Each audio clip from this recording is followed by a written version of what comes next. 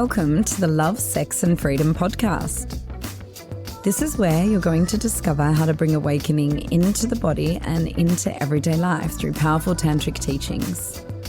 Get ready to release, open and step into your true power.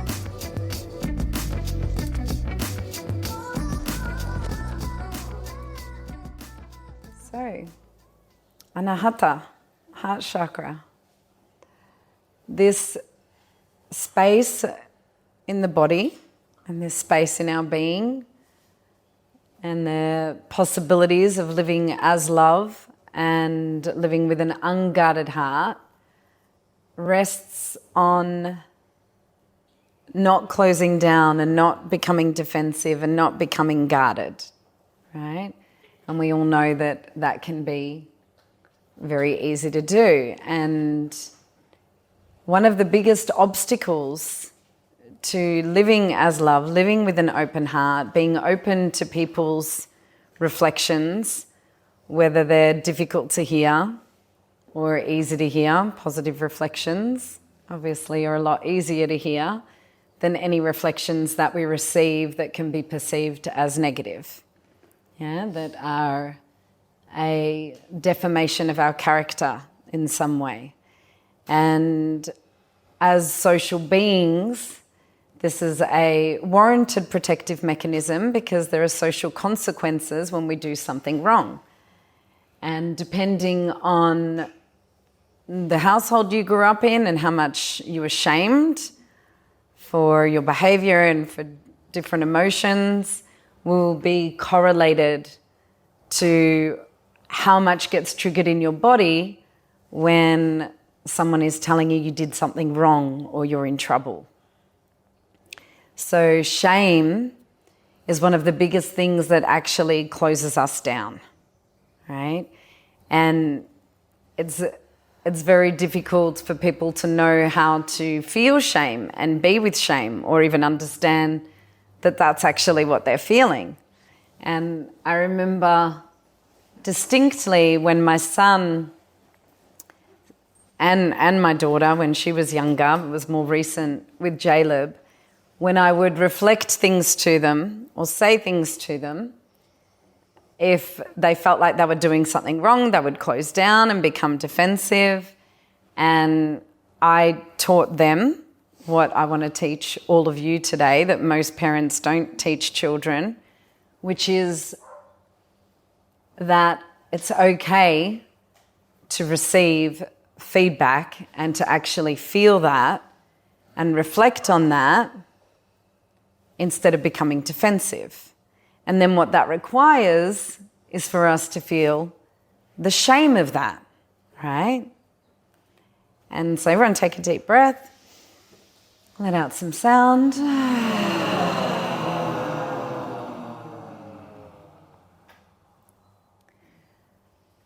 So the biggest obstacle in communication in relationships is that often when our partner or our parents or our children or the people who are close to us say to us, hey, I don't like what you just did in some way, or I need this or I need that, that the person listening,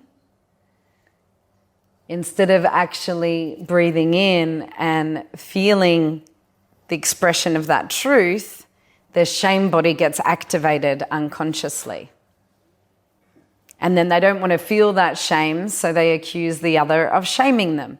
Now, sometimes you are being shamed, but very rarely, because if someone's shaming you, they're deliberately manipulating you and wanting to control you and activate your shame. They're actually wanting you to feel shame so that they can get what they want, right? But actually, that's not happening very often between loved ones. Because if you really love someone, you're not wanting to cause them pain, right? You're not actually being malicious. But one of the most frequent things that couples experience is this thing of, you're shaming me. And there are ways to communicate so that it's not coming across as so shaming, which I'm going to go into. However, ideally, when there's intention applied to actually allowing the people that you love to have their truth, then we know that actually hearing someone's truth is probably going to activate our shame body, especially if that truth is triggering shame with us around that.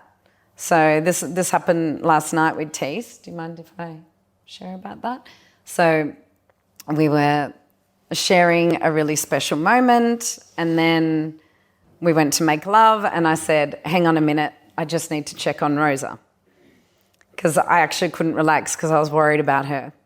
And he said, well, she's an adult. I don't actually think you need to check on her and that you can just be here with me. And I'm like, no, I need to check on her, right?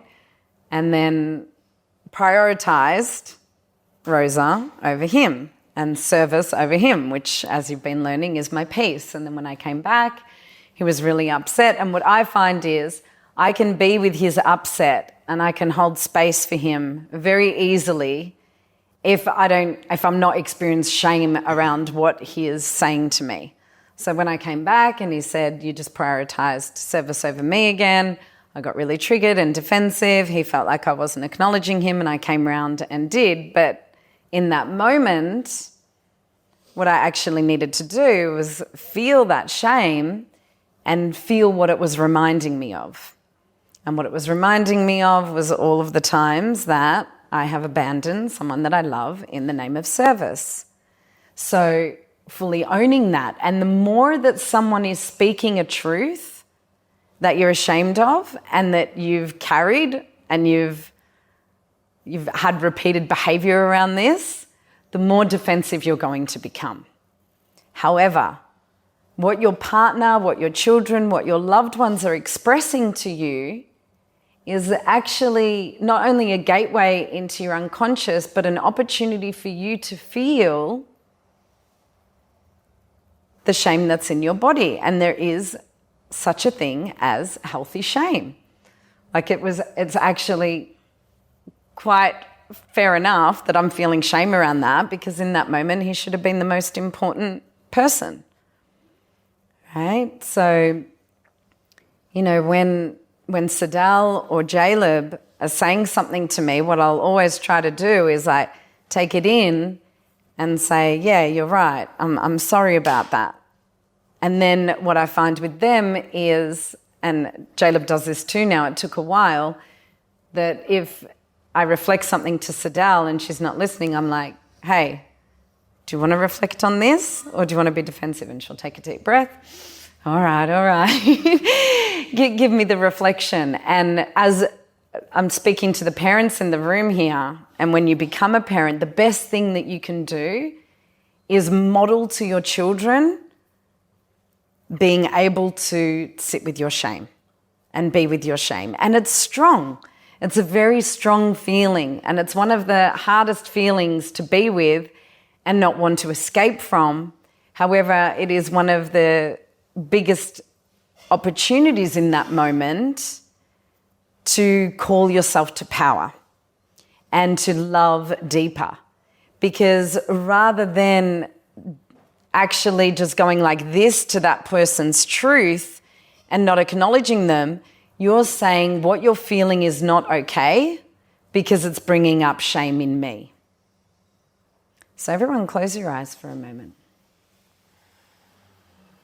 And call to mind, close down your eyes, call to mind the reflections in your life that you find most difficult to be with. And just allow yourself to look at your life like a movie and feel into recent times and any other times when people have given you a reflection that, rather than boosting you and appreciating you and giving gratitude for you are speaking to a truth that is hurting them. And rather than you caring about their hurt and being able to be there and acknowledge that, you become very defensive.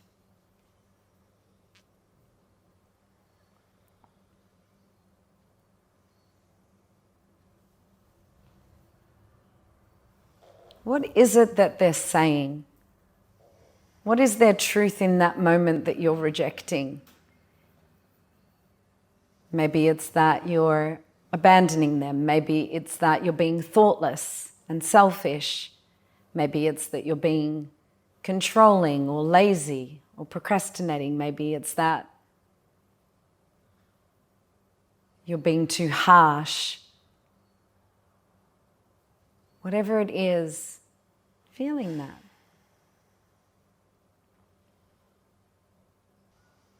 And I want you to contemplate that when someone asks for what they need, or they set a boundary, or speak a truth that's hard to hear,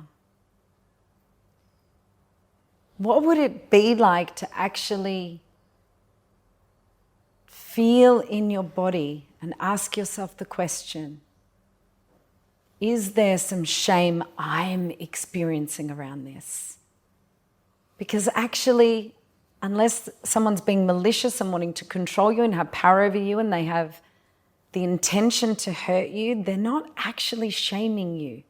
You're just feeling shame. So can you own that shame? Can you breathe into that shame right now? So choose something that's hard to hear.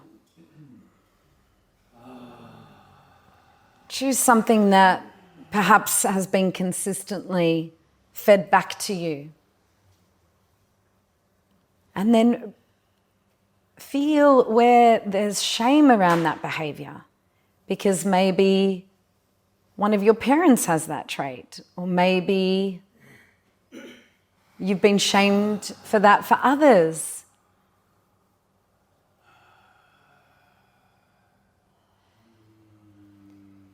Maybe it's triggering how shamed you were as a child, just in general. As I said, the more shame we've experienced, the more it's going to get triggered. So right now, whatever you have shame around that's been reflected to you, I want you to breathe into that shame.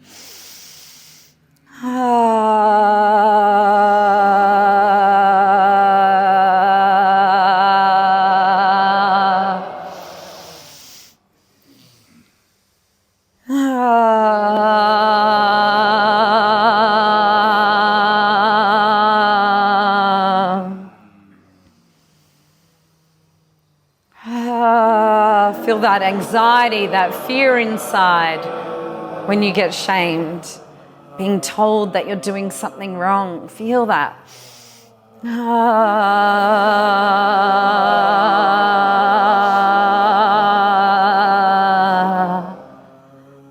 And as somewhat of a surrogate parent, I'm here to say to you, it's okay to feel that shame.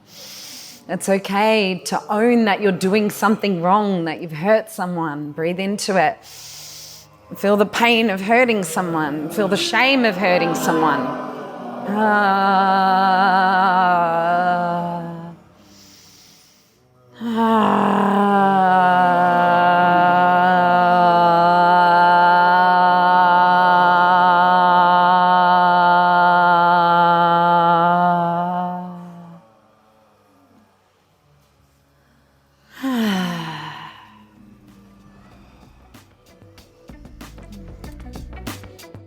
Thanks for listening to the Love, Sex and Freedom podcast. For more great free resources, in-person and online workshops, and our retreats, find us on Instagram and Facebook at Embodied Awakening Academy or visit embodiedawakeningacademy.com.